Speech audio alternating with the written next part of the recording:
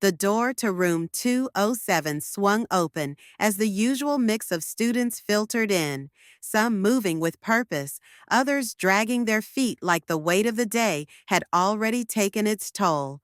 Backpacks slung lazily over shoulders, conversations overlapping in a low hum, a few slaps of palms as greetings were exchanged. Darius and James entered together, their conversation carrying over from the hallway. "I'm just saying, if you could teleport, you'd never have to wait for the train again," Darius argued. "But if everybody could teleport, wouldn't the world get chaotic? Like, what's stopping someone from teleporting into your house?" James countered.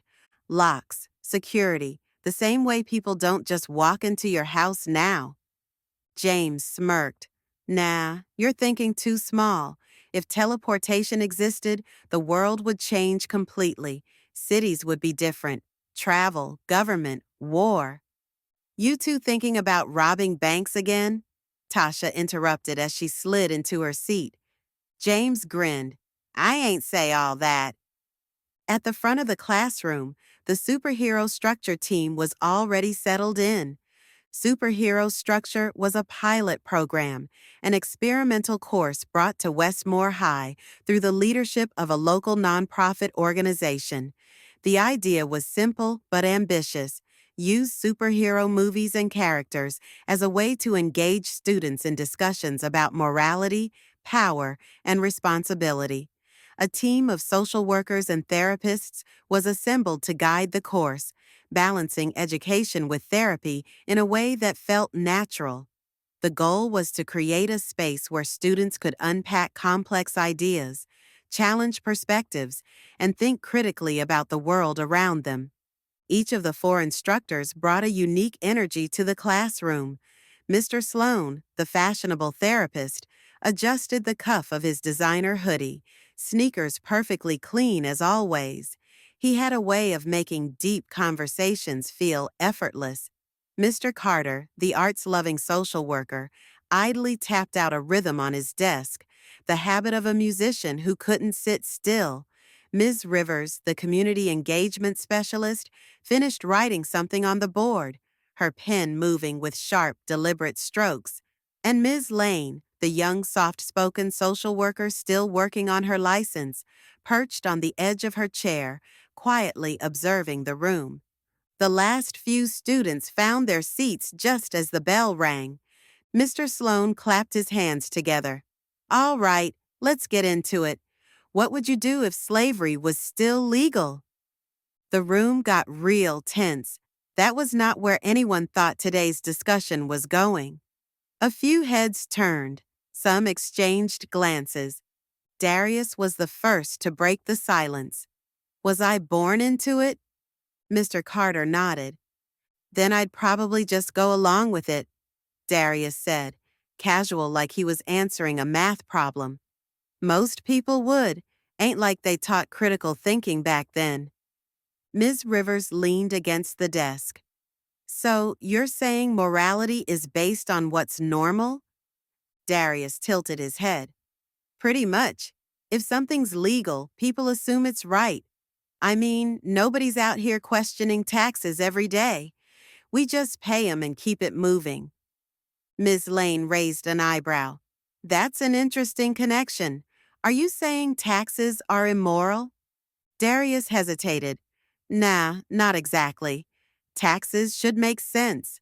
They're supposed to help people, but we don't even really think about them. Like, what if they weren't being used the right way? Would we even notice?" James, finally paying attention, nodded. Like, what if the government just kept taking more and more, and we didn't question it? Mr. Carter tapped his pen against the desk. "So, let's break that down. Do you think people should question taxes?" James shrugged. "I mean, yeah, 'cause if they're being used wrong, that's a problem. But also, like, what else don't we question just 'cause it's normal?" Ms. Rivers nodded. "Now that is the real question." Mr. Sloan smirked. "And that's exactly how power works. If people don't question it, it just keeps running however the people in power want it to." Tasha scoffed. That's wild, though. Just 'cause something's legal don't mean it's right. Segregation was legal. Stealing land was legal. They even made drinking fountains illegal for some people.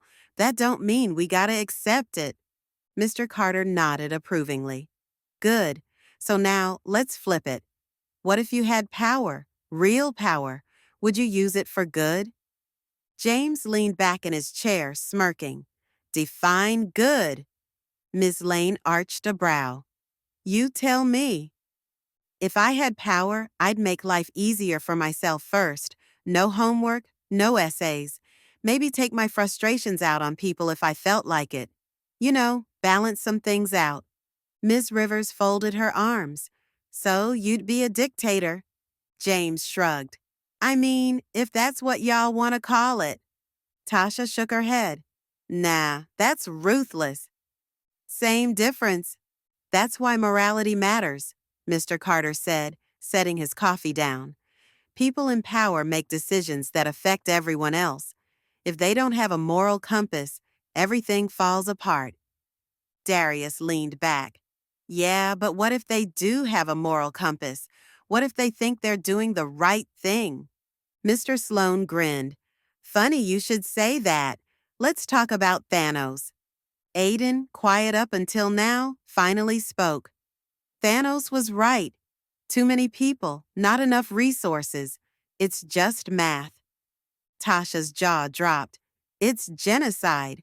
James cut in, shrugging. But it worked. Darius grinned. It's efficiency. It's cruelty, Mr. Carter countered. Aiden shrugged. But what if the people didn't know? What if they got snapped and just, poof, gone?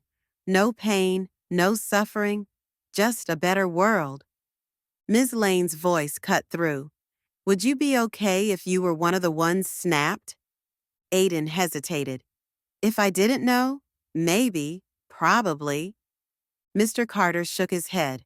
But what if someone you loved disappeared? Aiden didn't answer right away. Ms. Rivers tapped the board where she had finally written, Morality equals power plus choice in bold letters.